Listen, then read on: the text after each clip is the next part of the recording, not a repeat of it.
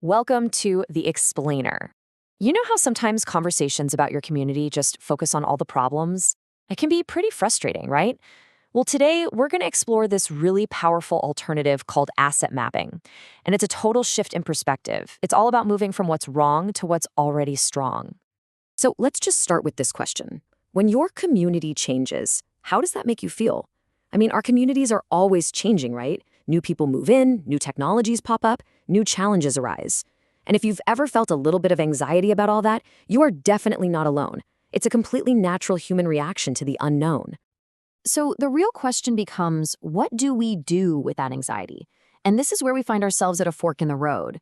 We can see change as a threat, which, well, that leads to that us versus them mentality, all about division. Or we can see it as an opportunity, a chance to build a more connected, more resilient we. And this is where we make a really intentional pivot. Instead of starting with all the things that are broken or what's wrong, we're going to intentionally look for what's strong. Now, this isn't just about, positive thinking. It's a real, practical method for seeing our communities in a totally new light. And it's called community asset mapping. Basically, it's a strength-based approach. I like to think of it as being a detective for all the good stuff in your neighborhood. You're actively searching for, documenting, and then figuring out how to use all the resources that are already there so you can build on a foundation of what really works. Okay, so let's dive into this a little deeper. When we talk about assets, what are we actually looking for? Because it might be way broader than you think. It's not just about, money or buildings or things like that. It turns out that in pretty much every community, these assets fall into three main categories. First, you've got the gifts of the individuals who live there. Then you have the power of the groups they form to connect with each other. And finally, you have the resources of the local institutions, things like libraries and schools that support everyone. So let's break each of those down. First up, individual assets, and this is really the bedrock of it all. I mean, just think about it for a second. Every single person in your neighborhood has their own unique gifts, skills, and passions. You might have someone who's an amazing gardener, another person who's a whiz at designing websites, maybe a great storyteller, or someone who's just fantastic at organizing block parties. These are the fundamental building blocks of a strong community.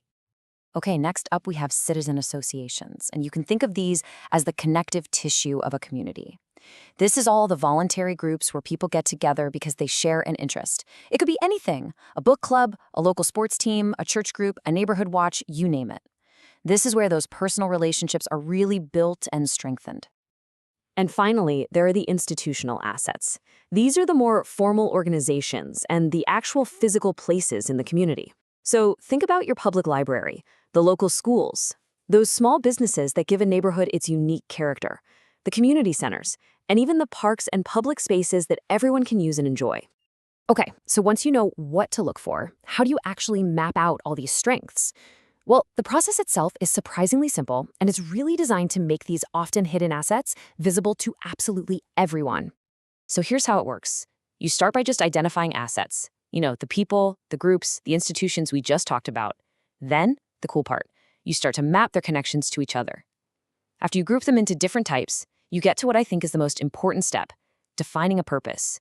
In other words, you ask, okay, with all these combined strengths, what specific community goal could we actually achieve? All right, let's talk about the impact of all this and see how this simple process can fundamentally change the whole dynamic of a community. This is really where we see that powerful shift from them back to we. And here is a really, really crucial insight. The power of this whole process isn't just in the final map you create. The very act of looking for assets is what's so transformative.